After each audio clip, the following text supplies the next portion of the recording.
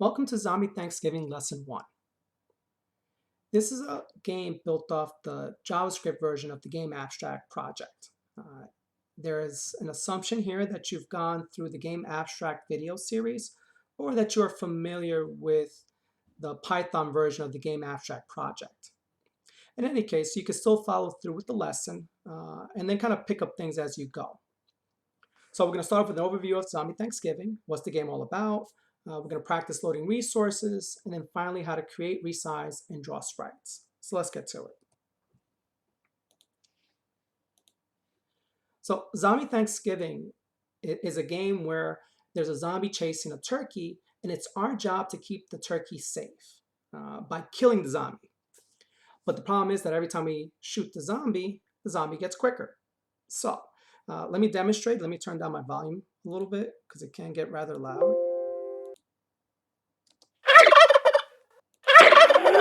So you can see here, I'm shooting, and I lost.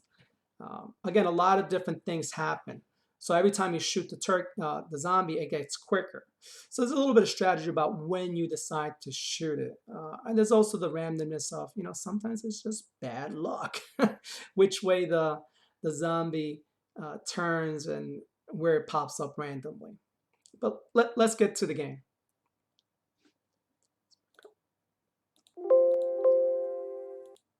Okay, so the game abstract is built on some basic code, a template, if you want to call it that, where you have to load resources. You have a preload function that creates your game variable. It loads your resources. It sets the state of the game to the init function.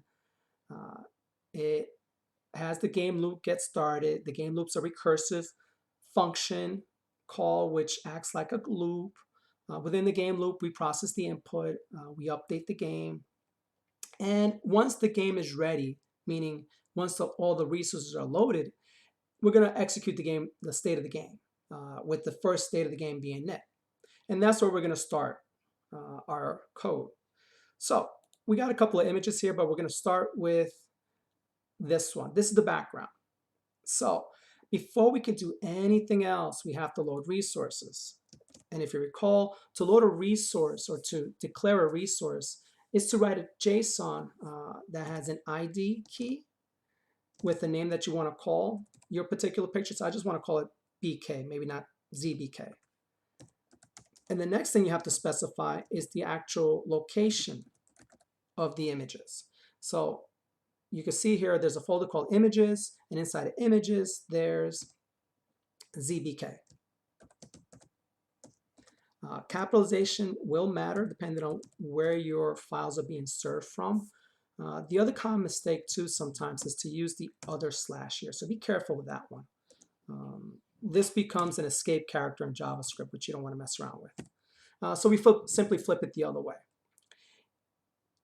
And that's it. We've declared our resource BK that is our background image. So now let's go back to our init function. We are ready to create a variable to represent our background. So we're going to do BK equals new sprite, which is one of our objects, game objects from the game library. That's located inside of here. And the whole purpose of doing this resources and this preload is that these resources get loaded into the game. So if you kind of look at the way I do this, I'm going to write game dot images. Game because the resources got loaded into the game. Images because that's the key here. And then the next step is simply to specify the resource by its ID. So I'm going to do dot BK. Okay. The next thing that the sprite needs, if you look at the game library, let's just scroll down to it real quick.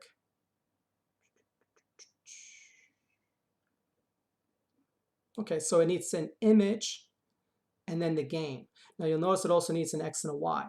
Those are optional. You don't need them. If you don't provide an X and a Y, essentially the image is going to get put halfway in the middle of the screen. So let's go back to our code and let's go back to our image. We'll put the game variable here. Again, if some of this seems a little confusing to you, don't worry about it. It's pretty straightforward. It doesn't really change much. you'll get a lot of practice at creating new sprites. All right, so we have our sprite. We set our game state to main, so that means it's going to go down here. And typically the first thing you'll do in the main function, your game, is to draw your background. So we're going to do bk.draw. All right.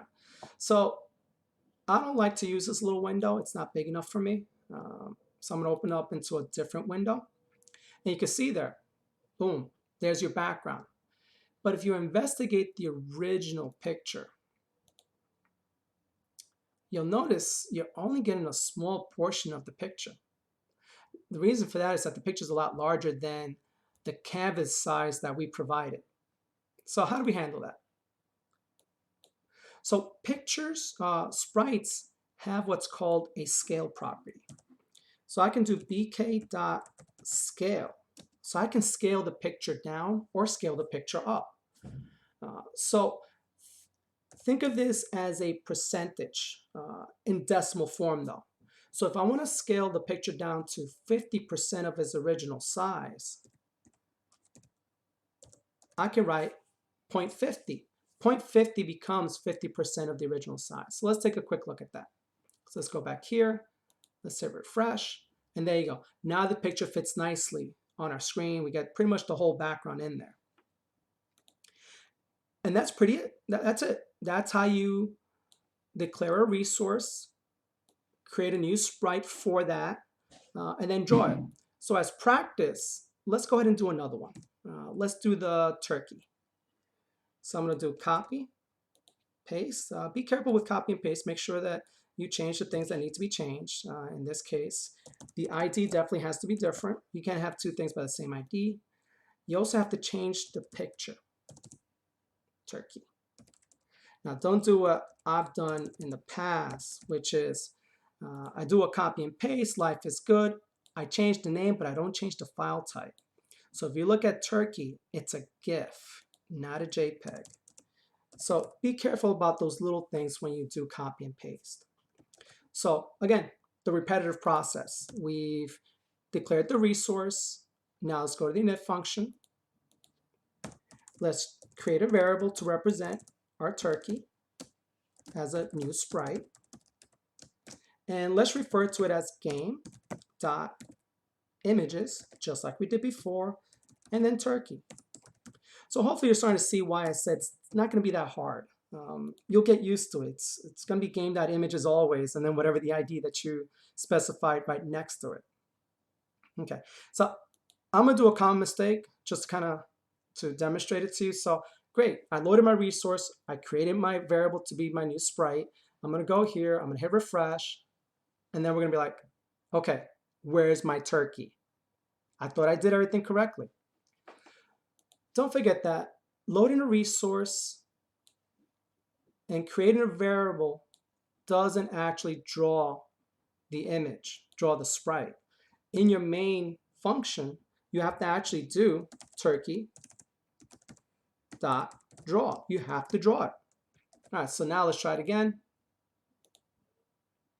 Okay, there's a turkey, but you'll notice it's a little large. Again, if this was as big as the turkey was, and now we have the zombie, you're almost guaranteed the zombie's going to eat it in 2 seconds. So let's go ahead and practice scaling the picture down. So let's do turkey.scale equals, and let's just change around. So let's say it's going to be 40% of its original height. Let's give that a try. You know what? That's not bad. I like that. I think it's actually a little bit smaller than what the demo was, but it could work. Again, there's no hard science to, how to scale it. You just gotta, try it, look at it, see what feels right. So let's go back to our presentation.